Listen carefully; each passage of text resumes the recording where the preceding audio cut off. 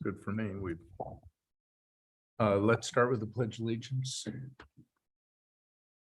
I pledge allegiance to the flag of the United States of America and to the republic for which it stands, one nation, indivisible, with liberty and justice for all.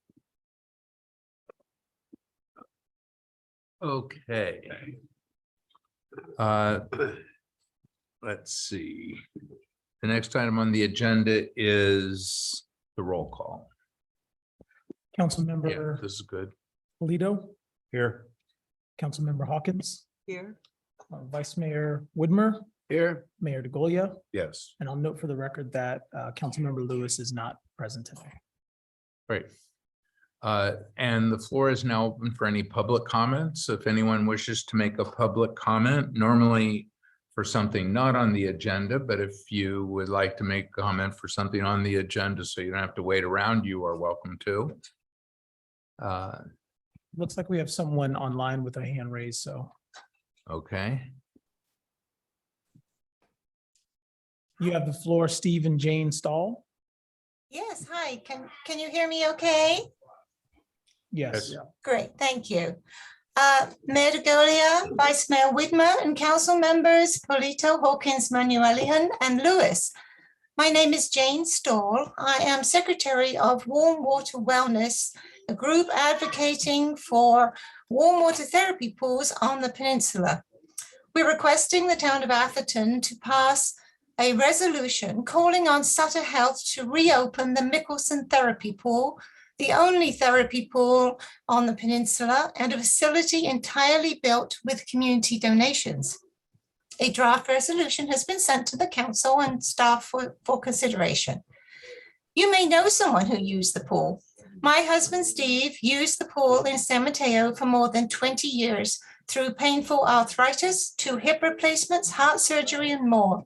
He experienced substantial pain relief, increased fitness, and a better quality of life. Pool users also included pregnant women, children with special needs, people recovering from surgery, stroke victims, anyone with chronic pain or an autoimmune issue. They were all able to rehabilitate. For many, the pool was literally a lifesaver. In June 2021, Sutter Health permanently closed the pool, leaving hundreds of people without a place to exercise, build strength, and heal. In closing the pool, Sutter Health chose to focus on costly insurance reimbursed services and ignore the real needs of our community, eliminating resources that enable us all to thrive. With adults age 55 plus estimated to increase to 25% of the population by 2030, an accessible therapy pool is an absolute necessity for wellness, quality of life, and independence. I know you care, we all care about the seniors and the vulnerable in our community. I am urging you to approve a resolution and join Warm Water Wellness, many other cities in San Mateo County, the Board of Supervisors, and others in calling for Sutter Health to focus on the real needs of the community, not its bottom line, and reopen the Mickelson Pool. Thank you so much. Okay. Thank you, Jane. And I think we have another public comment. Lisa Strange. Yes, thank you. Good afternoon, or good evening, rather. Can everybody hear me? Yes. Great, thank you. My name is Lisa Strange, and I serve as the Northern California Outreach Manager at the California Department of Insurance. Mary Beth Bykowski is assigned to the city of Atherton. However, she's out of the office, and so I wanted to step in and give an update on the work we've been doing on your behalf as it relates to being safer from wildfires. Safer from Wildfires is a framework that's an interagency partnership between the insurance commissioner and the emergency response and readiness agencies in the governor's administration. Its purpose is to protect lives, homes, and businesses by reducing wildfire risk.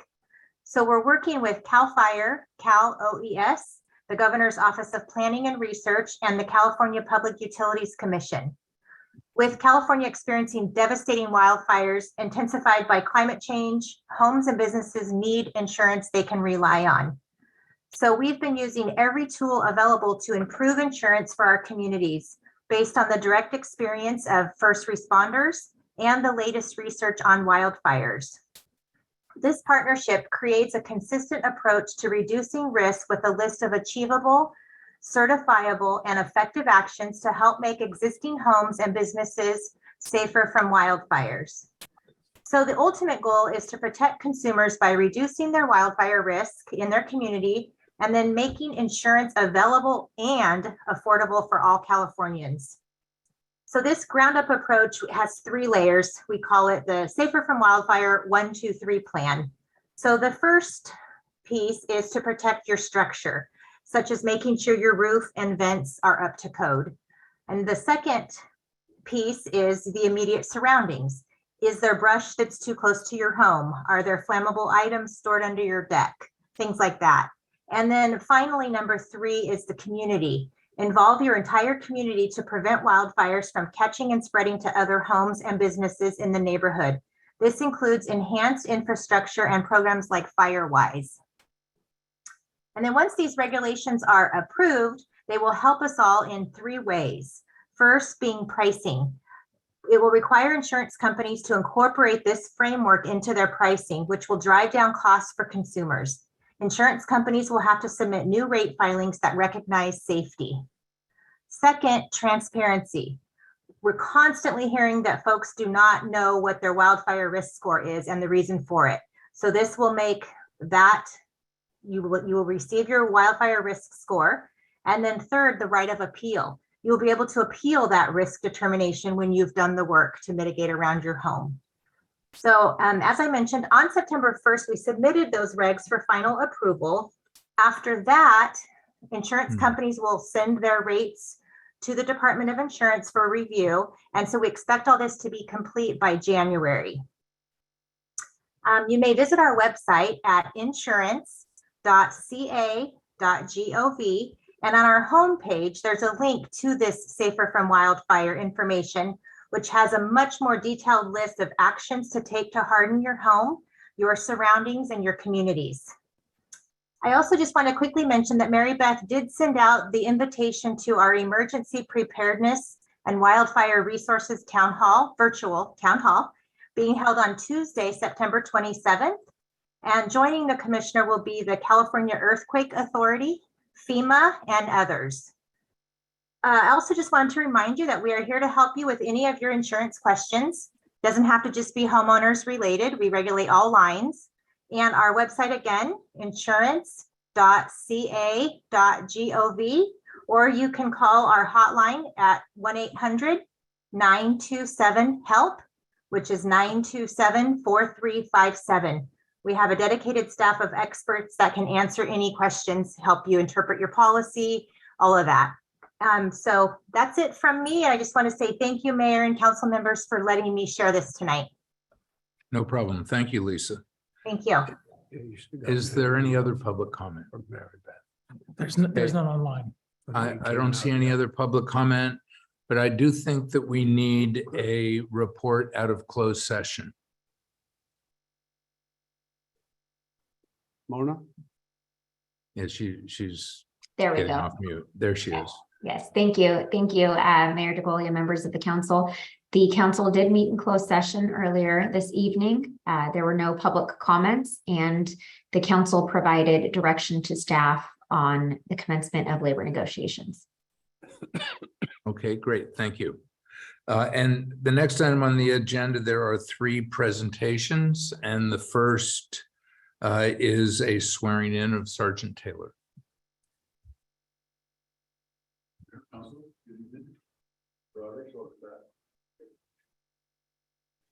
So this is always the favorite part of my job, not only hiring, but then getting to promote someone that we hire. This may seem like deja vu because it wasn't that long ago that we did the mass swearing in, because we couldn't swear him in when we hired him 2 years ago. It's hard to believe it's been 2 years. So before I swear him in, just a little ditty about his background. Please. Please congratulate Police Sergeant Jeff Taylor. He's actually Detective Sergeant. We always moved up the rank before we could swear him in. And as you remember, he was hired in October of 2020. He spent 7 years at Stanford as a deputy, and he worked closely with the commander, brought him on board. Another great hire. Jeff was born in the San Francisco Bay Area and lived in a very close-knit community where he met his wife, Patty, who we have here in a little bit. They grew up on the same street, apparently, and Jeff earned his degree in business management, economics from the University of California, Santa Cruz. Later attended the police academy, and after a diverse series of jobs, including corporate security, market research, he's a smart guy, as well as heritage. Giants ballpark catering manager, I like that one. And we spent the time to stand in that. So, opportunity to towards camping, spending time with his wife, at the wine company. After this, celebrate, I understand, so congratulations to you. So with that, I state your name. Do solemnly affirm that I will support and defend the Constitution of the United States, the Constitution of the State of California, against all enemies, foreign and domestic, that I will bear true faith and allegiance to the Constitution of the United States, the Constitution of the State of California, that I take this obligation freely, without any mental reservation or purpose of evasion, that I will well and faithfully discharge the duty upon which I'm about to enter. Congratulations.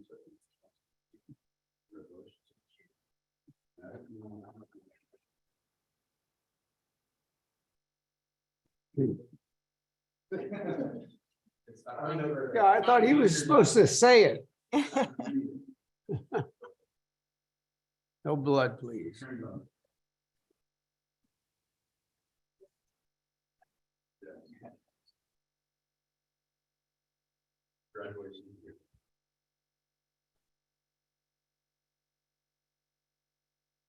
Welcome. And I know you've been here, but we like this. This is the best part of your job for us too.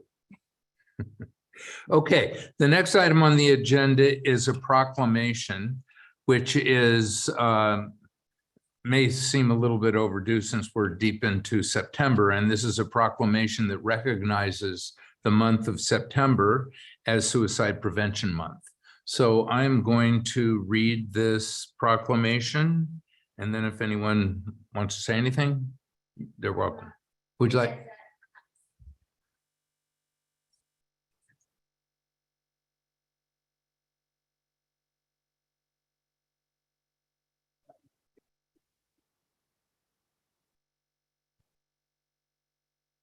Okay.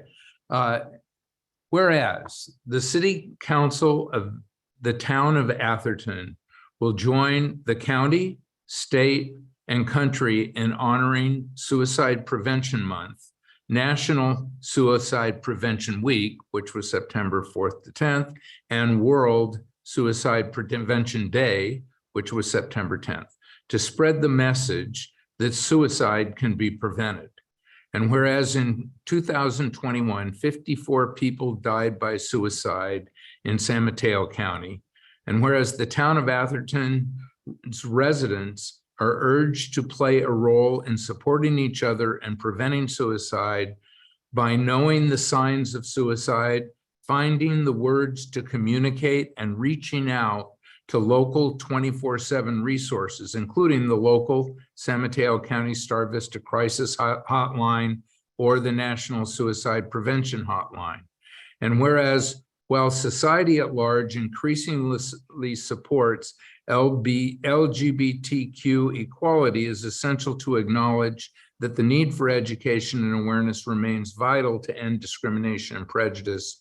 And whereas beyond September, the town of Atherton has joined the San Mateo County Mayor's Mental Health Initiative, where mayors across the 20 cities in San Mateo County have come together with the mission of promoting awareness of and access to mental health resources in their communities. And now, therefore, as mayor of the town of Atherton, on behalf of the entire Atherton City Council, I hereby proclaim the month of September 2022 as Suicide Prevention Month, and I call upon everyone in our community to find their role in helping prevent suicide. Thank you. Thank you so much. Mayor DeGalia and the council, city employees, and the people of Atherton, thank you so much for proclaiming September Suicide Prevention Month. My name is Frida Ajette. I am on the county's Behavioral Health Commission and chair of its Youth and Families Committee. I was hoping to have my son watch, but 6 is I think it's dinner time for him. And I'm curious just to see from a raise of hands, how many people here have been directly impacted or know somebody who's been impacted by somebody who either was considering or thinking about ending their life, experienced ideation, or actually did have death by suicide. Many and all, so many of us are touched by this. And in the county, we're just seeing elevated levels of mental health challenges, especially following the pandemic. We call it kind of the shadow pandemic, and it is very much upon us. And it's at all ages. And so the theme for Suicide Prevention Month this year is thriving at all ages. There are young people, I know many of my friends, colleagues, family members were taking assessments for their kids around suicide. They were taking knives, out of their kitchens and things like because of fear of what was happening, just the state of their children. Our elderly in the community are experiencing severe challenges from isolation in a time when it's needed most. So really the onus right now is being aware that pain is not always obvious. And the signs are not always obvious, that if somebody is struggling, it could be as simple as disengagement, not showing up as frequently, giving away their belongings. And so I encourage all of you to visit suicideispreventable.org. Yes, it's the 21st of the month. And it is one of those situations where it is a in the moment thing where you can literally transform a life. So if you go to the website, Suicide is Preventable, there are 3 very simple, practical steps you can take. Know the signs. What are ways in which somebody is faltering? How is it visible? How is the invisible becoming visible? Know the words, connect with the words. There are some very specific things to say and what to avoid, and how we engage somebody who might be struggling or we perceive to be struggling. And it's very simple. It's just about knowing what to say. And then very importantly, reach out and connect them directly with resources. 911 is listed in the proclamation. It was released in July. This is a substitute for 911 specific for mental health challenges, where you're connected with a clinician, a mental health specialist, a practitioner, to get the support that you need. And in addition, for young people under 25, there's a new service called Youth SOS Support Opportunities and Stabilization that will come to you. It's a mobile crisis response. There's peer support, family support. I mean, it's truly incredible in scaling.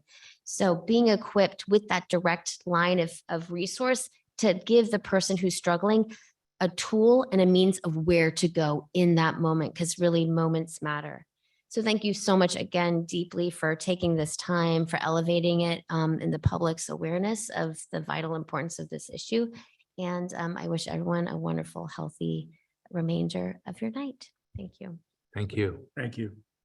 Any questions from anyone? No. Okay. Thank you very much. Okay. The next item on the agenda is the last presentation, which is introduction of Good City Company's Housing Element Team.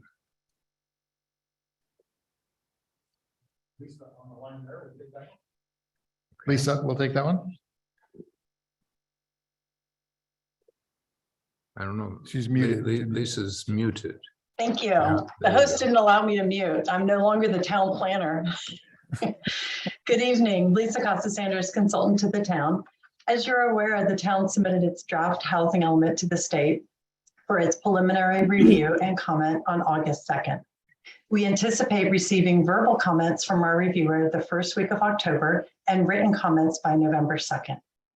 To better assist the town in preparing responses to HCD's comments, we have expanded our consultant team to include 2 experts. I'm so grateful that they have both agreed to join our team and assist the town in achieving a certified housing element. I'm pleased to introduce to you Barbara Kautz and Diana Elrod. Barbara, if you could please take a moment to introduce yourself, followed by Diana. All right. Hello. I'm an attorney. I'm a partner at Goldfarb and Lippman.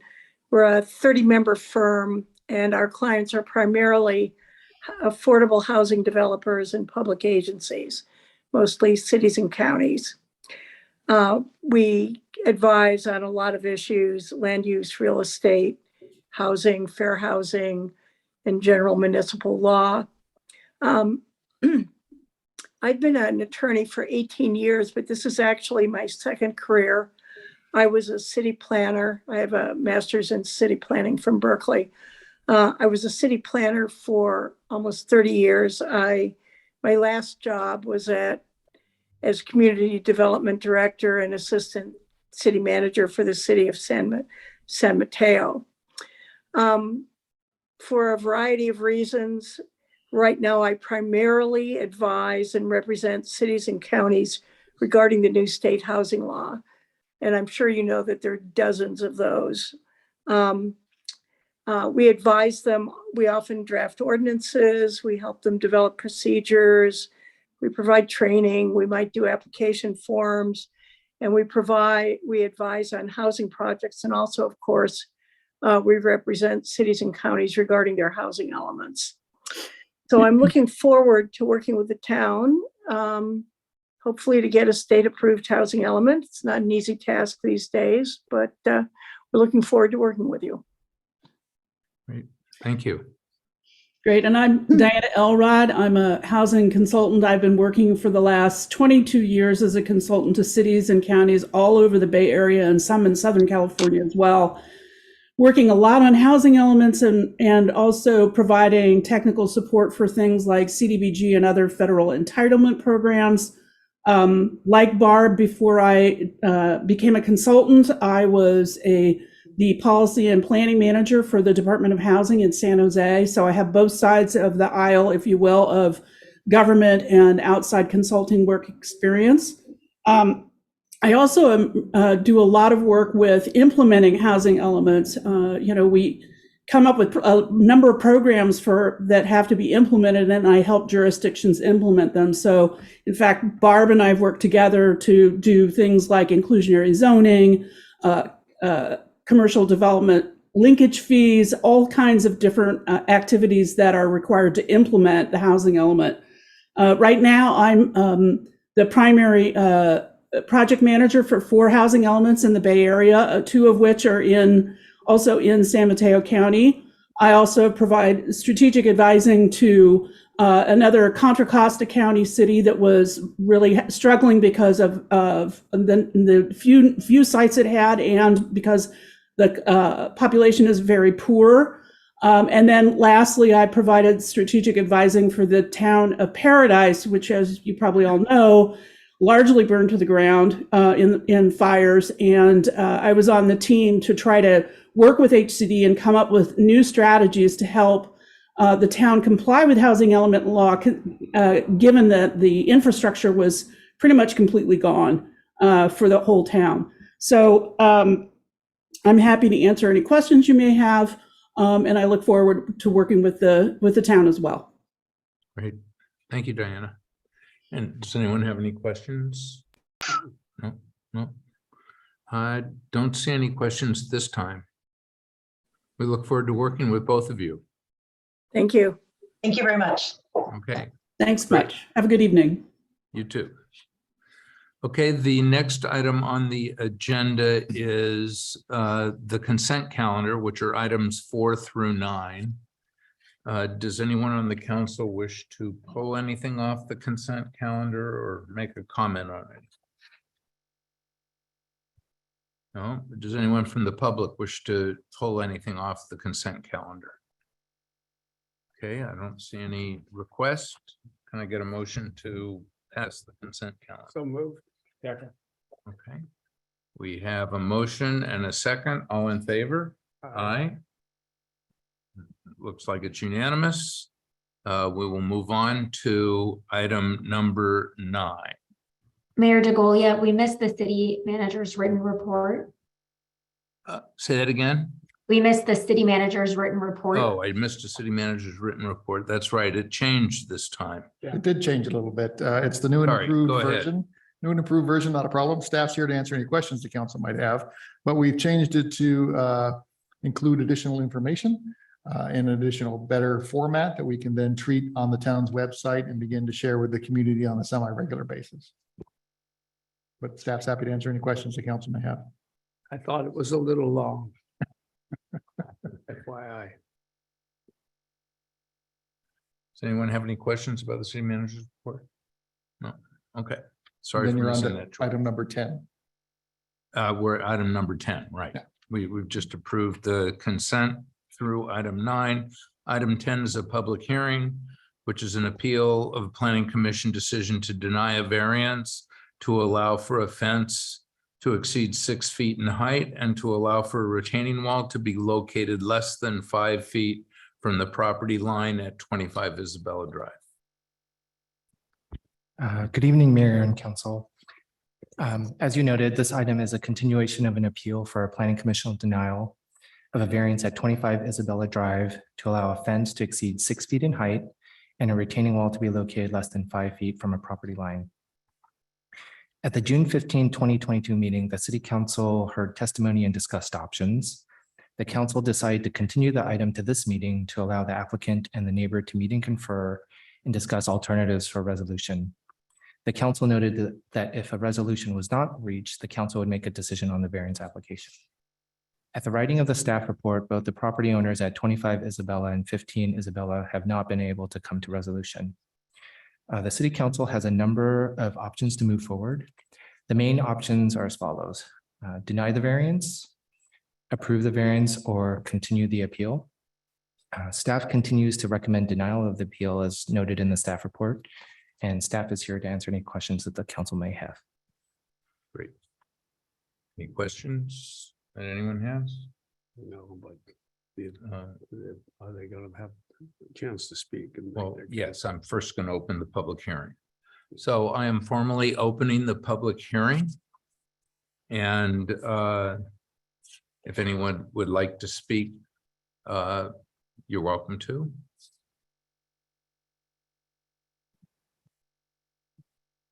Your Honor, my fellow council members, I'm Andrew Waters. I'm the attorney for the property owner at 25 Isabella. That's Ms. Wayne Yu, who's also present, and happy to answer any questions you may have after I make my brief argument. I have 3 points to make beyond our supplemental brief, which we submitted last week. First, as we indicated in the supplemental brief, the neighbors of 15 Isabella never contributed anything financial toward the construction of the wall. This was required under Civil Code Section 841. The town attorney states that the civil claims between the parties do not involve the town, and I see where she is coming from, but I think the claims are still relevant. That's because my client is willing to waive her civil claims against the neighbors for reimbursement, plus contribute $10,000 toward the cost of remediation if the neighbors pay for their choice of proposed landscaping remediation. There are 2 proposals that we also submitted along with the supplemental brief. We believe the town could find the neighbors at 15 Isabella responsible due to their awareness of the issues they are now complaining about. It makes sense for us to just waive the neighbor reimbursement lawsuit and skip that step in order to resolve this matter now. Second, the neighbors have indicated they were kept in the dark regarding the outcome of construction and related matters. We strongly disagree with that and would point to the exhibits in our initial brief. We have text messages as exhibits 6 and 8 of the brief that show the neighbors were fully aware of the soil grading and wall height.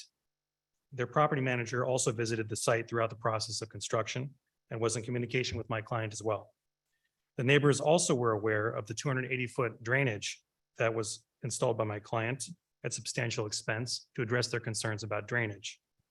So we have issues with the neighbors now saying they had no idea that the wall would be what the wall would be like, especially when they didn't pay for any of it. Third, the wall as built is substantially compliant, and removing it would be an undue burden on my client, even assuming there is a violation here. It's not as simple as chopping off the top 2 feet of the wall, which would itself be an expensive undertaking. The entire wall and footing would have to be torn out to resolve this and bring the construction into full literal compliance.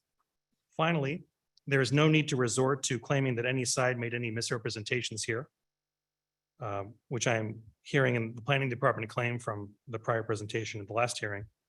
The issue can be explained as simply as possible as one of honest mistake, which the neighbors are now using to essentially extract concessions from my client. Rather than take them to court, we are suggesting to skip that by having my client waive reimbursement of the construction costs, pay $10,000 toward remediation, and have the neighbors pay for their choice between the submitted landscaping remediation proposals. Thank you. Thank you. Any questions? Not at this time. No. I'd like to hear Okay. both sides. I don't see any questions. Thank you. Thank you. Jim?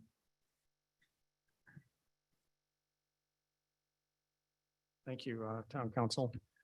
At the last meeting in June, the Town Council indicated that the variance was going to be denied, but rather than proceed with the enforcement, they would give us and our neighbors at 25 Isabella a chance to see if an agreement could be reached. No agreement was reached, so the short answer is the variance should be denied and the enforcement action should be initiated. That said, I would really like to address some of the arguments made in the supplemental appeal submitted by our neighbors, because I find them almost defamatory.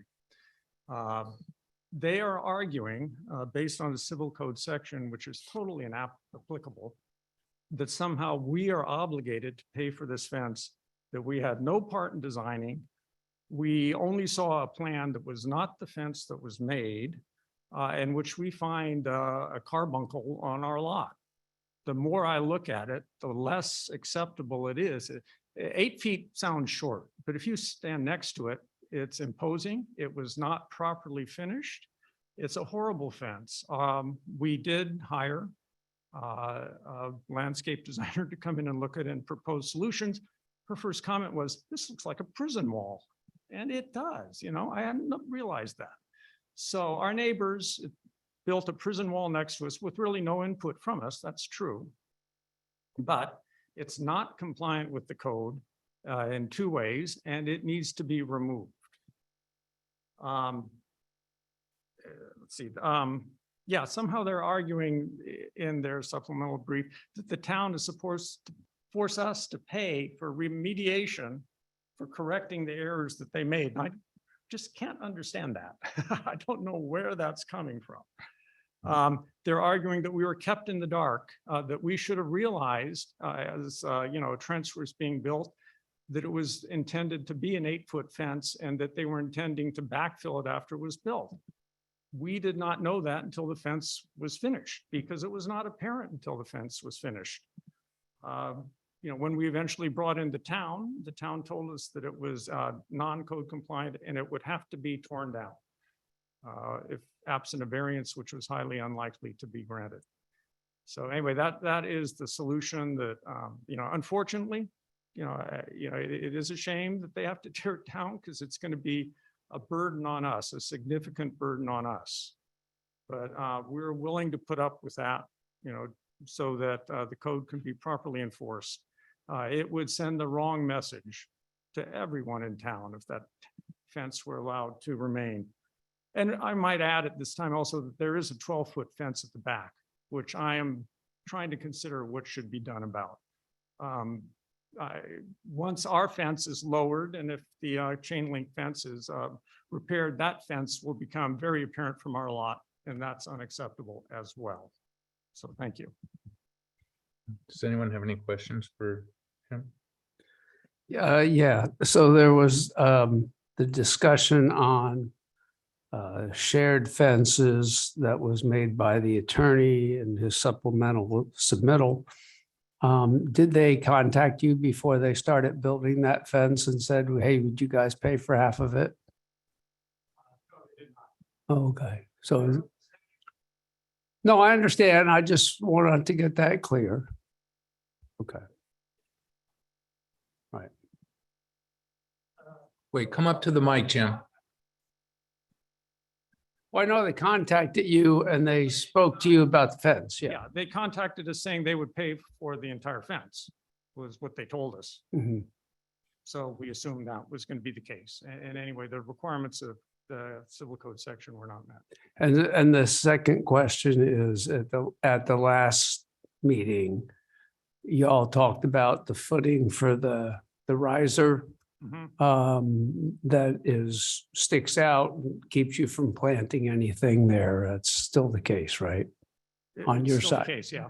Okay. Although we found out since the last meeting that they in fact regraded part of our property to partially cover it.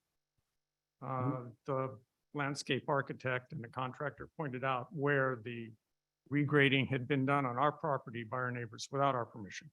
Okay, all right, thank you very much. Please. I'm wondering if you guys, you did, after our last meeting, we requested you guys to get together and try to come up with a solution. And it sounded like you did engage someone. Can you summarize why you think that didn't work? What happened and why do you think it didn't work, the settlement? Okay, our lawyer contacted their lawyer, as it should be. And the agreement was made that we would go out and seek a plan to remediate, the deficiencies of the wall. Our neighbor paid for the plan. We found it is very hard to find landscape planners these days. So after a while, I found a competent, actually a wonderful landscape designer. And for $750, she came in and developed a plan for remediation. We then were able to find two contractors to make bids. One came in at $170,000 plus, seemed a little high. One came in at what seemed to me to be quite reasonable, $71,000 to build a planter along the portions of the wall that could be built, to cover and mask the footing and places where it could be masked, and for plantings in the planters that were built. And that would have been an acceptable solution to us. I mean, her effort was to lessen the visual height when you walk in. So again, as she put it, so it wouldn't look like a prison wall. And we don't want to live with a prison wall. So what happened if you were going to agree to it? Then what It's happened? uneconomical is what our neighbor told us. That's all we know. Can we hear They from came the other back, side? they came back with, you should have paid. for Wait, the half. so let me ask you a question. The $71,000 That's what they came back. proposal, did that Give you $10,000. reduce the height of the wall? No, I mean, it raises the height of the planter bed. It in front of the wall. raises the, Some masking on the wall. They're proposing like a little trellis coming out to sort of draw the top of the wall down so it doesn't look as tall. I see. Rick, okay. can we ask the other side why they didn't find that acceptable? Sure, Is that- this is a public hearing. You can Alright. ask anybody. Can I ask why you found that unacceptable? And it can't be just economic because it's got to cost more than that to take the wall down, which was the alternative. So why did you not agree to what seems to cost less than what we would say if we denied it? Yeah, when I agreed, when my attorney called me, I was on vacation. My attorney told me my neighbor wanted me to pay the $750 for design a planter.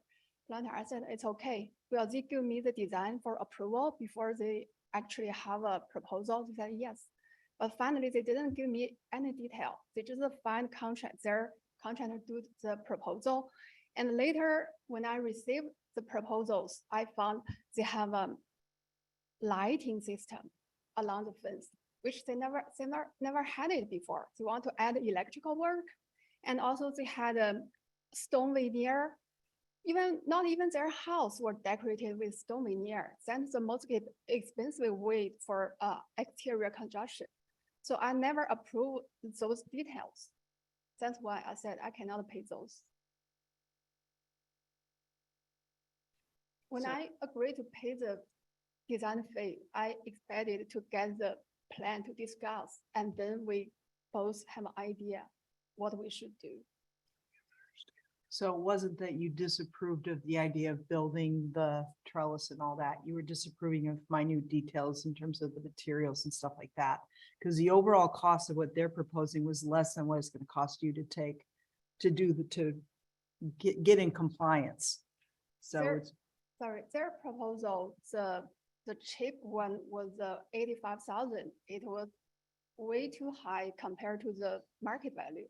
So, but they have done that before. I know that's their style, but I was not surprised. have you ever been told how much it's going to cost to take your current fence and put it in compliance? If today we say, no, you have to take it down, and no, you can't have 5 feet from has anyone ever given you a price of what that will cost? No, but if it's denied, then tomorrow we have to file a legal action to ask my neighbor pay 50% of the wall construction. then we will use that money to repair whatever they want.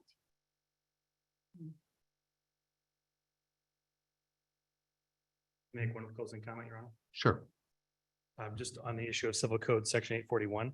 I'm sure Mr. Heslin, who's also an attorney, can disagree about application of the statute, but the bottom line is the court has equitable jurisdiction to apportion the cost of the wall in equity.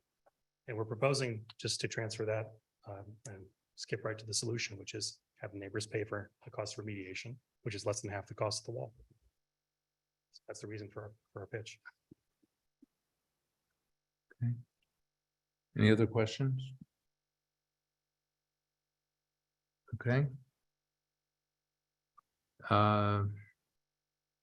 So Mona, what is the next step with respect to the public hearing?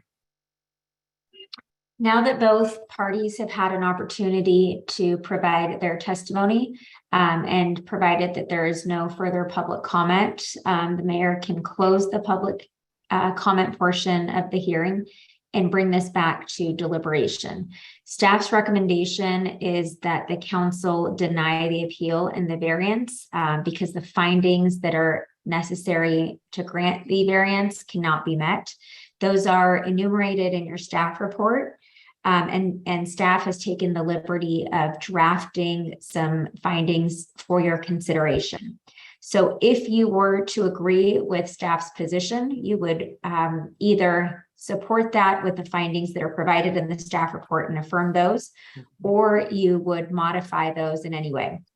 If the council, after deliberation, wishes to grant the variance, we would need to identify and draft findings in support of the variance, at which point I would request to get feedback from the council and then bring back those written findings for your approval.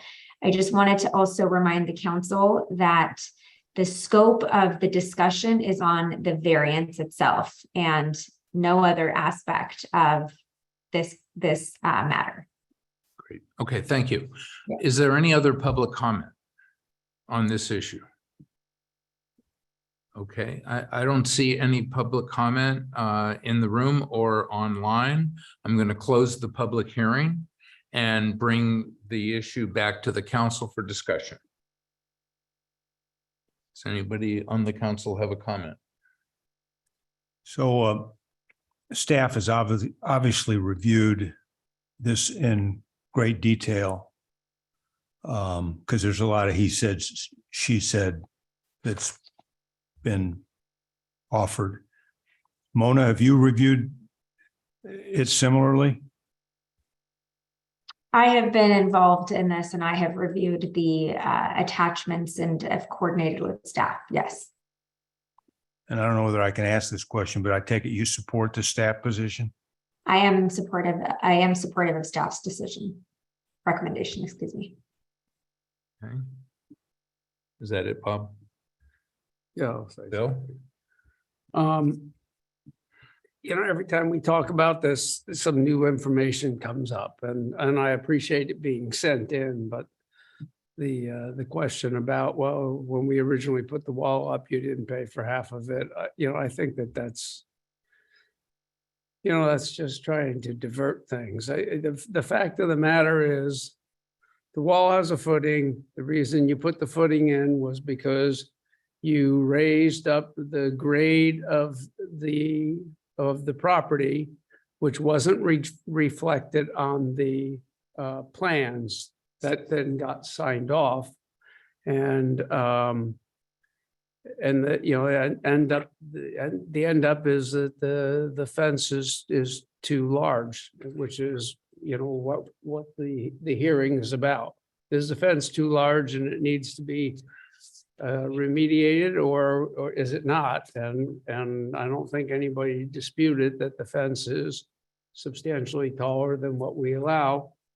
So I'm in favor of going with staff's position, which I also communicated at the last hearing, which I was hoping, and I'm disappointed that there wasn't an agreement between the two neighbors.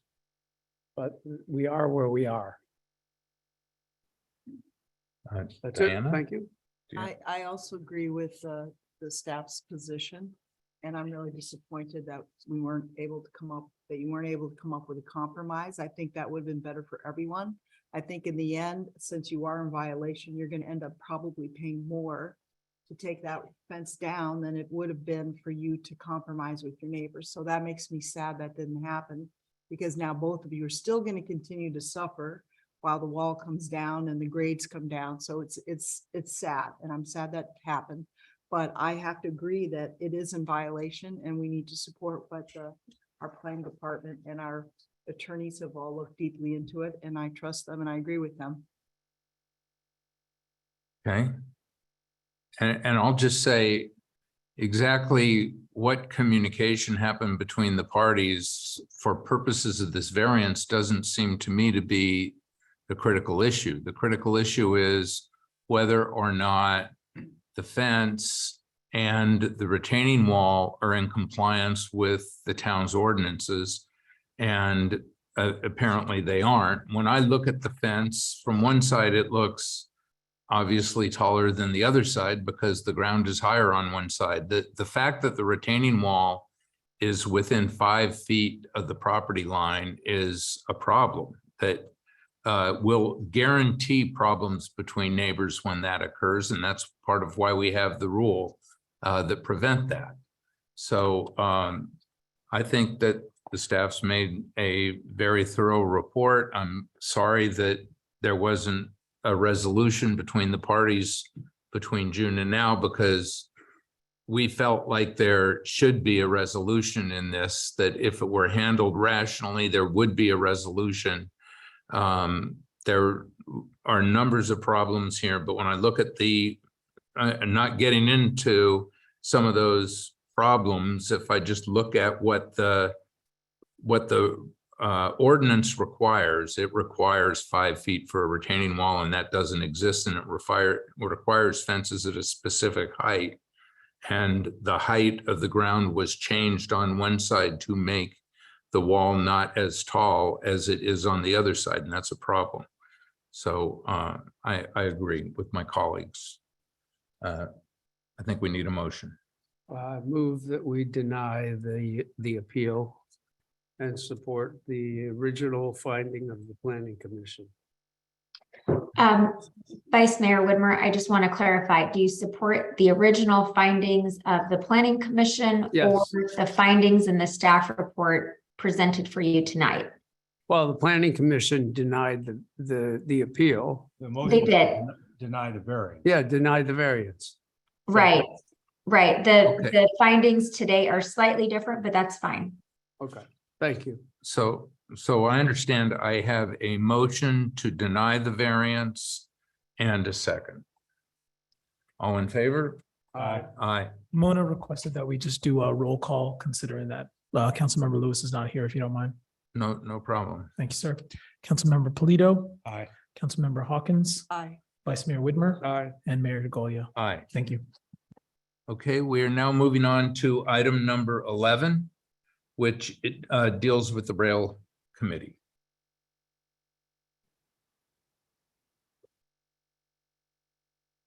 Thank you, Mayor, members of the council.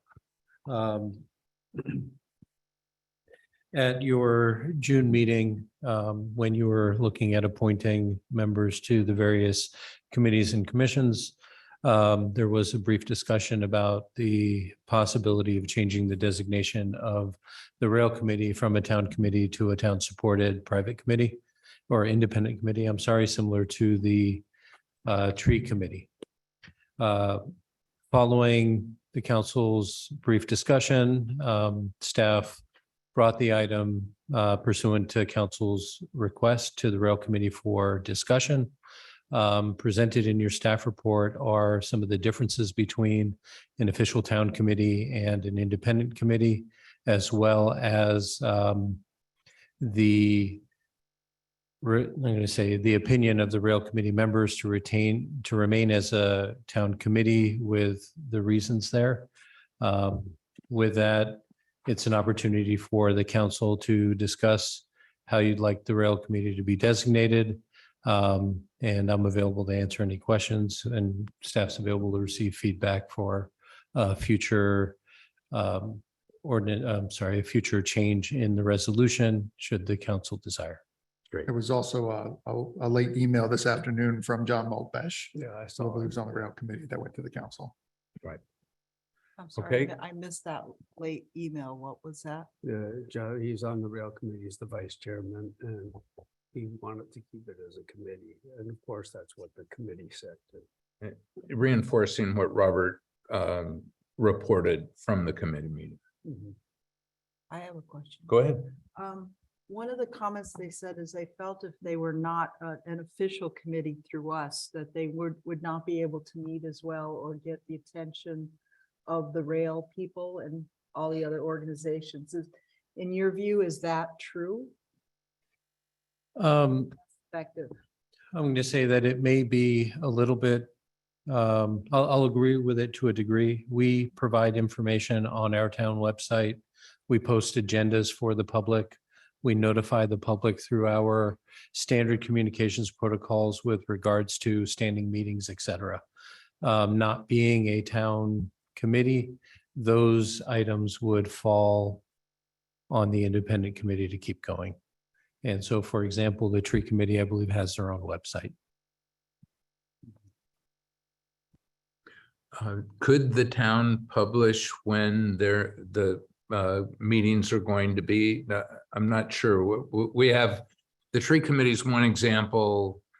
A more direct example, I think, is the art committee, which used to be a formal committee of the town. But there's also the Friends of the Library Committee, Heritage Association. There's a number of committees that fall into that category. And I don't know that the town publishes when their meetings are, but could the town publish when their meetings are? Or would that not be possible if it It is wasn't a possible. formal? There's general information on the town's website about the tree committee and the arts committee and other committees like that, general information. And if they provide us with their next upcoming meeting topics or agendas, we can certainly publish that in the Atherton Online on Friday when that comes out and on the town's website or newsletter. I think part of the issue that I think John was referring to, that Councilmember Hawkins Manuelian was alluding to, is not necessarily getting the attention of the public, but getting the attention of Caltrain and HSR and those organizations. If they're not a formal town committee, do they have as much weight or credibility with those organizations, was John's point.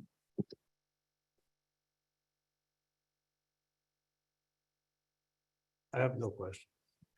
Yes, I have a question. Okay, I don't see any other questions from the, go ahead. What does it save us to do this? Is staff time, or concretely, what does it save us to change it? I can't give you a dollar sign, but it's, Robert attends these meetings. We post them on the town website. Anthony posts them on the town website. We do minutes, formulate the minutes and release those on the town website. So it's probably 5-6 hours worth of time a month. That sounds about right. It's 5 or 6 hours a month, and there's a meeting every other month. Is that right? Yeah. Between compiling the agendas and coordinating meetings. They also have a pre-agenda meeting with the chair and Yeah. those sorts of things as well. Okay. Is it correct that we're thinking that a majority of what this group works on has been complete and that it's just kind of ongoing? So there's not an urgency for us to accrue that much money? Is that the underlying arguments here? Caltrain, the work is what's left there is the electrification project that's already ongoing. The council has removed Caltrain from not the purview, but the combative relationship between Caltrain and the town no longer exists. So it's a supportive relationship, but there are still projects going on, the electrification project and the Quad Gate project. We had a rail committee of the council, subcommittee of the council that worked all those things out. So I think with Caltrain now it's more monitoring what's going on. HSR is a different story. Although the town has backed away from any formal actions against HSR, it still is an ongoing future project that does have input and engagement. Other questions? Okay, let me see if there's any public comment.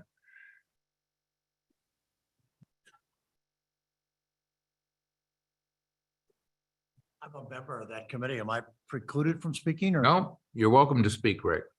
I've been on this committee for 10 to 20 years, so I've got a lot of background and experience. And I think the one point I wanted to stress is that a couple weeks ago, or I don't know, Robert, maybe it was a month ago, when the HSR, the high-speed rail, announced that they've got the funding for both the San Jose and the San Francisco station, so that the high-speed rail between those two cities would be funded.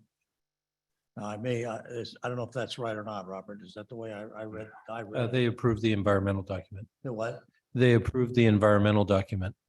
The environmental impact study. Yeah.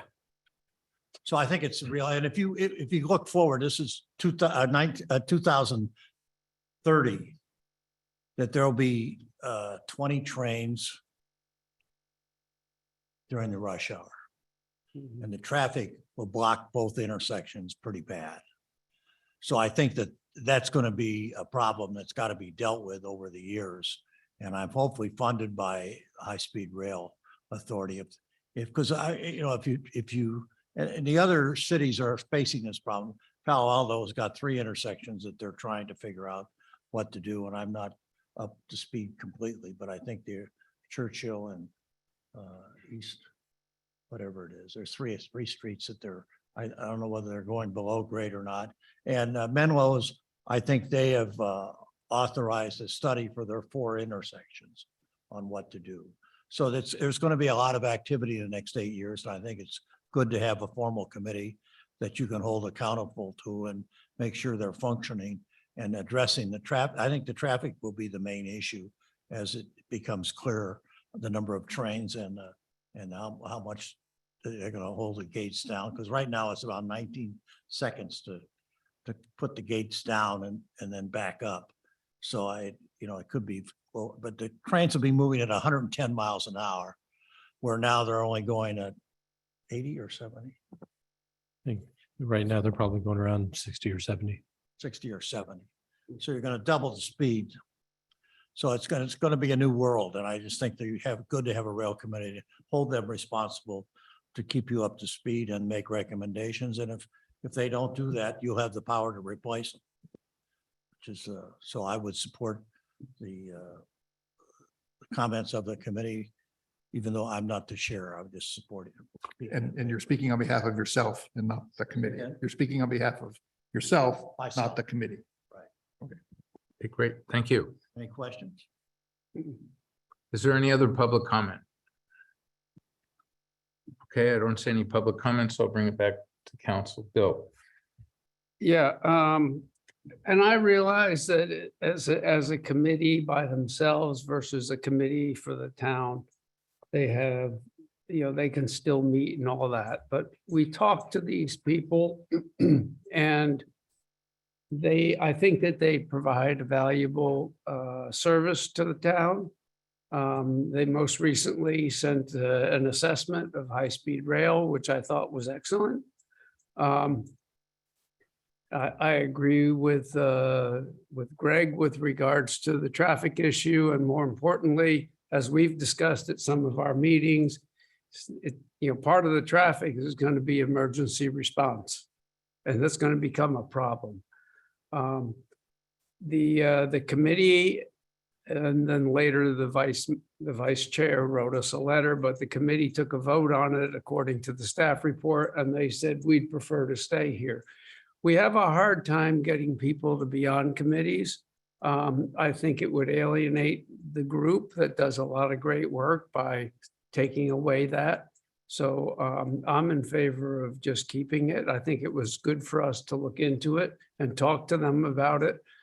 But I think that they've made a recommendation, and I have to support their recommendation. Thank you. Okay. I think I would emphasize the importance of this committee even stronger than Greg said. I think this is a really important committee for the town.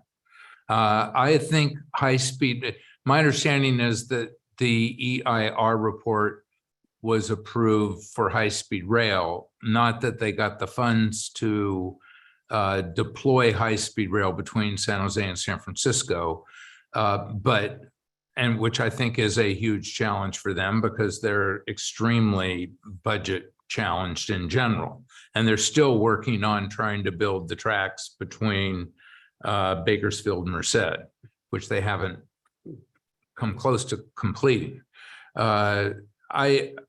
My honest assessment is that we won't see high-speed rail between San Jose and San Francisco, but there absolutely is a threat. And our rail committee has been vigilant in fighting that threat. And so I consider them to be extremely valuable. I don't think that the committee is important with respect to making sure that the quad gates get deployed at Watkins. That's completely in the control of the staff at this point.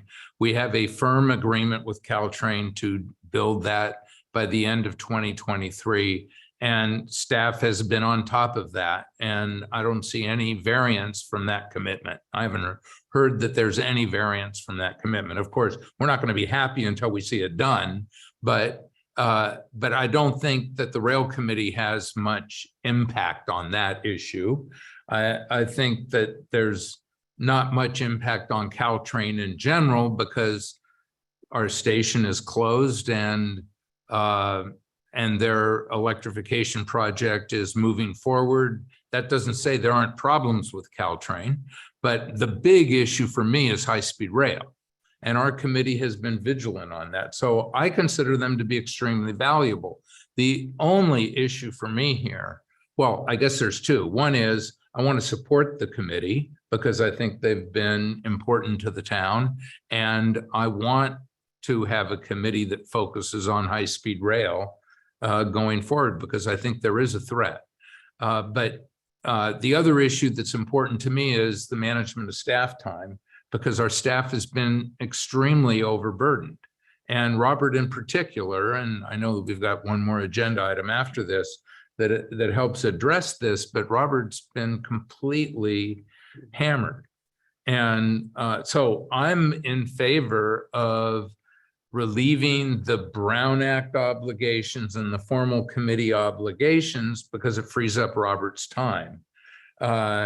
I do think that a potential possible compromise here would be for the committee to meet half as often as it does. It's not as essential that they meet as it used to be when high-speed rail was real and the train was running and our station was open, I mean.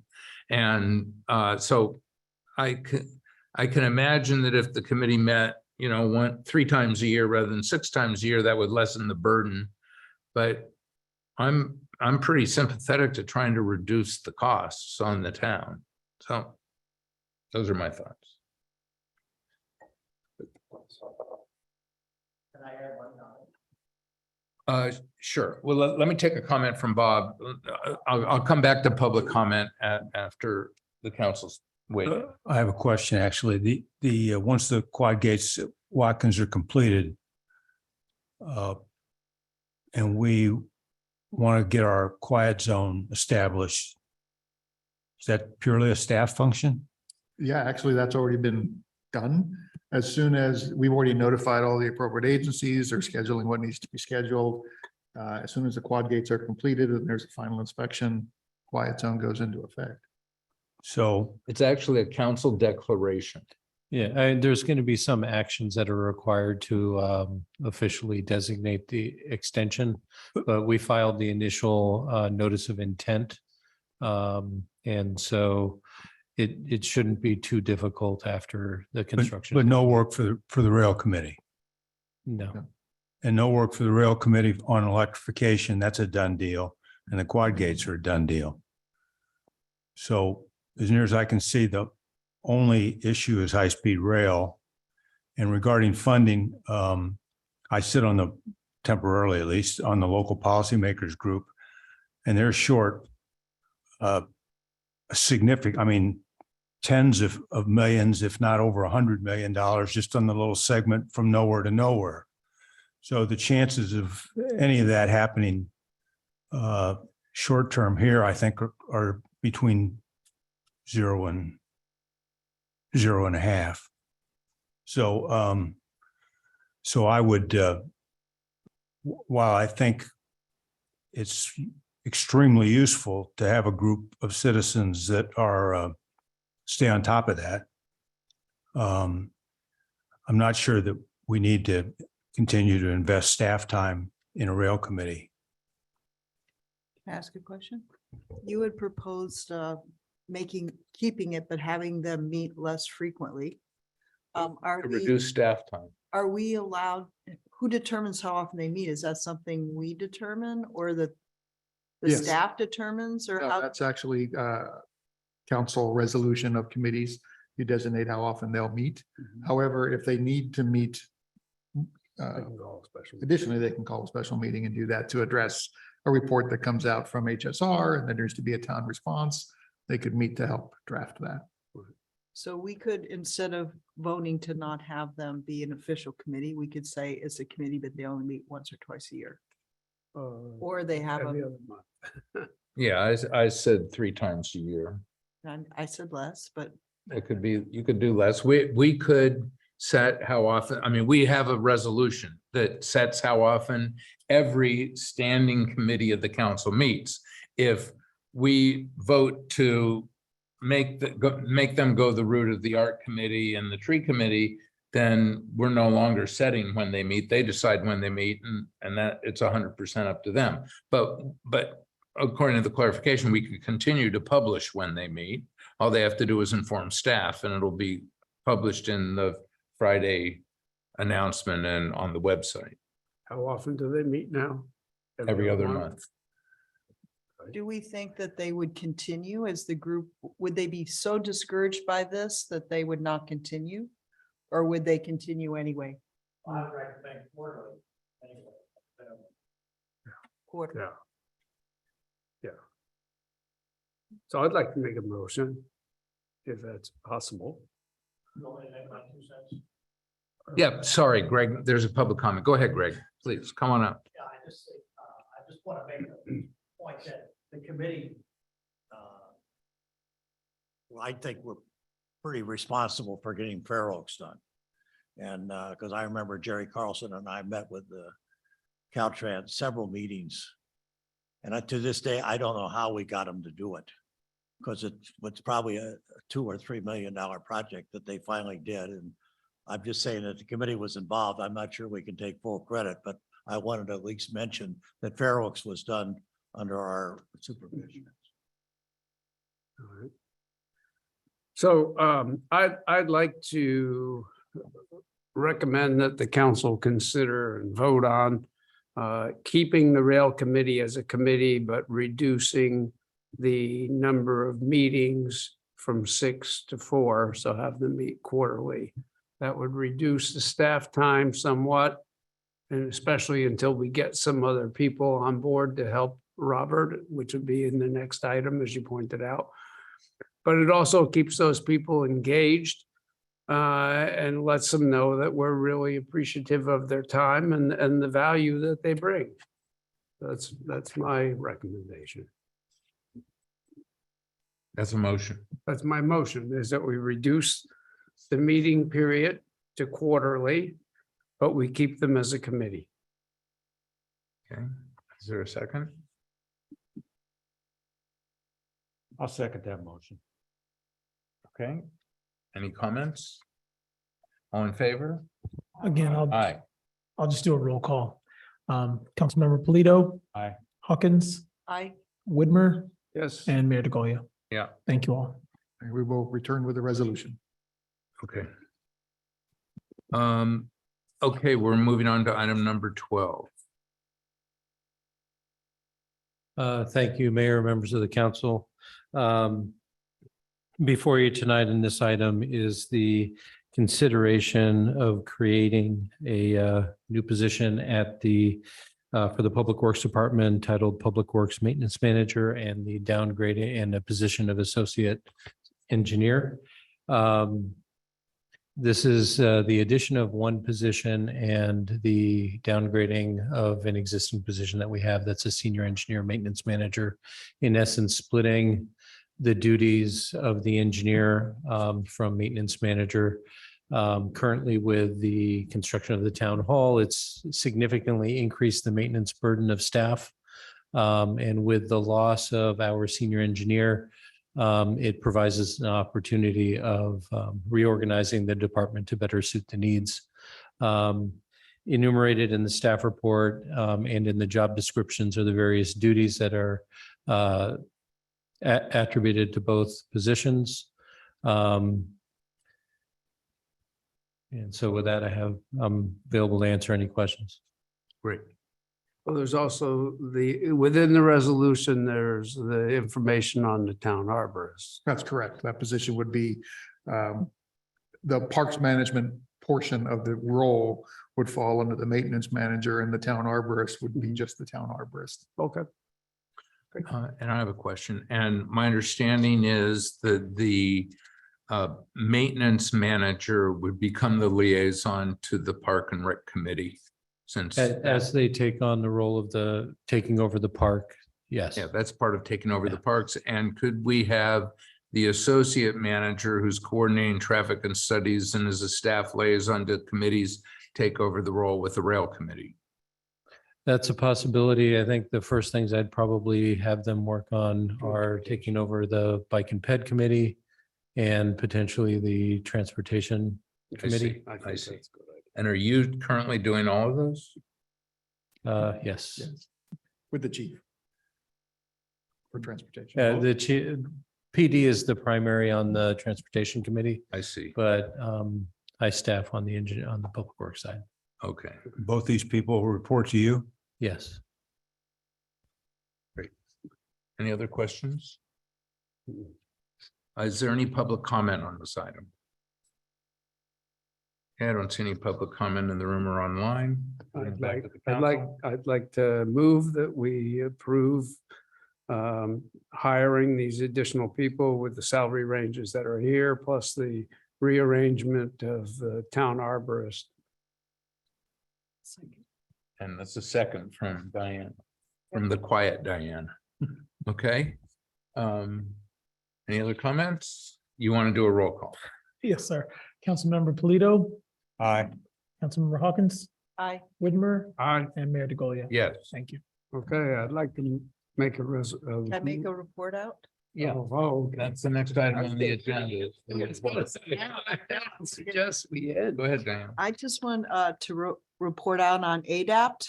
As you know, Tom Prusing had retired, and there's been some major reorganization in that organization.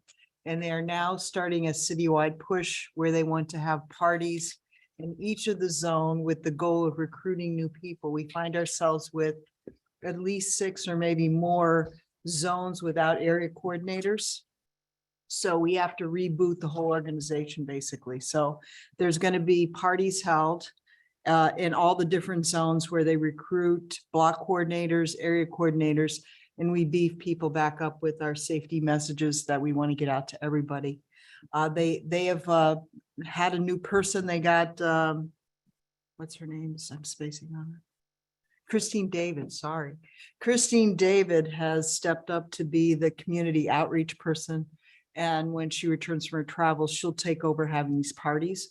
But we're having the first one in Zone 7 on the 30th of September. And so everyone's invited to come to that if they want to learn about being an area coordinator or a block coordinator. And hopefully we'll roll those out to all the different zones of the city. Okay. Yeah, I'll just mention Councilor Ford? something. Well, yeah, I participated along with Rick and with Diana at the drill, the ADAP drill that we had, which unfortunately was very poorly attended. There's a number of people that were doing the instruction and helping set up and things like that. And then there were something like 3 or 4 people that came, other than, the Boy Scouts were there, but they were also helping. So I think we need to really improve the outreach and the urgency, really, that the residents should have with regards to being prepared, and keeping their preparation up to date. Many people built their emergency supplies a number of years ago. I know, like for myself, after Katrina, they had a big town meeting and they went through all the things you need to do. And, I put clothes in this area in the back. And of course, none of those clothes fit today. So, you need to update these things. So I think it's important that we update the community and try and push a little bit. I think ADAP has done a good job with their handouts, and I know we've sent them out, but we really need to get some urgency with the rest of the community. I think it's important. Can I say a little bit more? We've also heard from the Menlo Ready organization, which is the equivalent of ADAP, and they have reached out and said they would like to get more involved working with us and having joint meetings with us, as well as the third group, which is the one that's in East Palo Alto. So there's discussion about, and they provided some materials. We've yet to have them approved as to whether we're going to copy them, but they have a very small trifold that we don't have, which is a recruiting document that has our name on it. They made it. So we need to think as a group of how we're going to work with the other cities, because they're suggesting that we work together and we address issues with up the board to the fire department and with them. So at some point they're calling for a joint meeting. I'll give a council report quickly on Peninsula Clean Energy, where I'm the liaison to the organization and I'm the board chair. And tomorrow, beginning at 5:30, is the annual strategic retreat that the Peninsula Clean Energy Board has.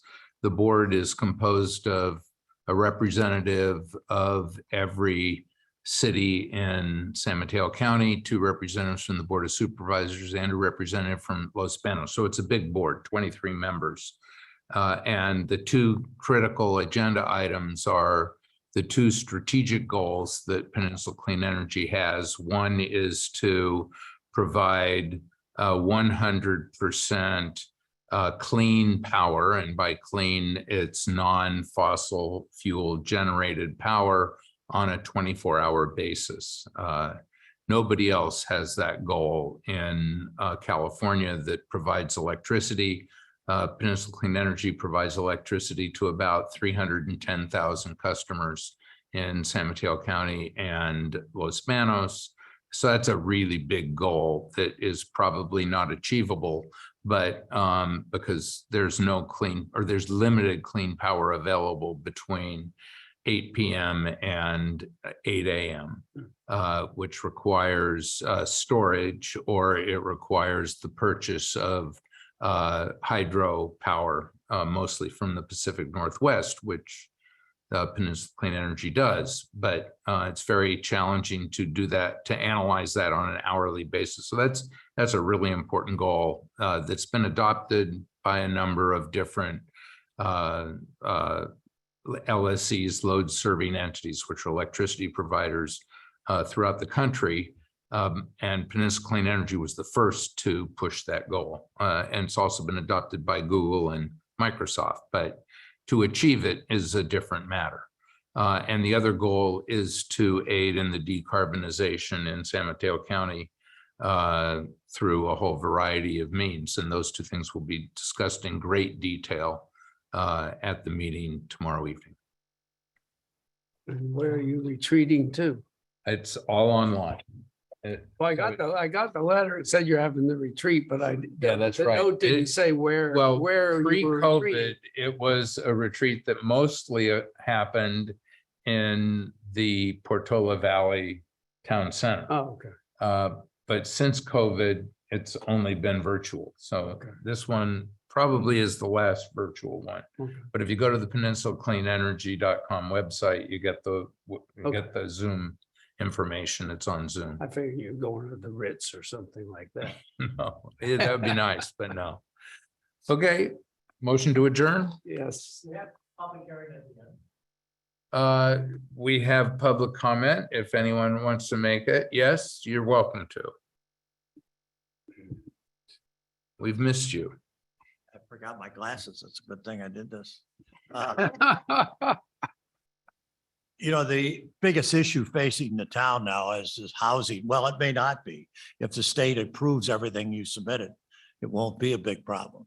But on the possibility that they will not approve it all, that it seems to me that, you know, a committee of the city would be appropriate because you got so much response. I think you got 200 letters. So there's got to be a lot of people out there wanting to get involved. And I just think that to get that help, you've got it with the Civic Center here. And you got it, we talked about the rail committee, but I just think this issue is much more important. And it would be from a standpoint, and I feel strongly that we need to fight to oppose what's coming down upon us. And we won't know until when, George, when does that come out? October? Hear back from HCD. Response? We will hear back some informal comments at the beginning of October and formal comments at the beginning of November. And do what at the beginning of November? Formal comments. We'll get written comments. We'll get written comments from the state and in the beginning of Make November. response to those in December or? We have to have a resubmitted housing element adopted by the council to HCD by the end of January 2023. All right. Well, I just think that it would be good to think about forming a committee. I don't know whether you want to do it before or wait till you get the response, but I would certainly recommend it. Well, I think, George, you can announce the planned community meeting. Yes, on October 11th here in the council chambers and via Zoom, we're going to have the first of our community outreach and engagement meetings from 6 p.m. to 8 p.m. And there's a mailer that'll hit your mailbox hopefully by the end of this week, beginning of next, maybe, probably more like the beginning of next. And then you'll get another smaller And the one to subject of remind the you. meeting is Housing. housing. Okay, so it's already set. Yeah, So you could get a committee out of that group if you chose to do it. that's a pleasure of the council. Yes. All right. Well, thank you for letting me speak. No problem. Any other public comment? Okay, I've got a motion to adjourn. Second. Meeting's adjourned. Aye.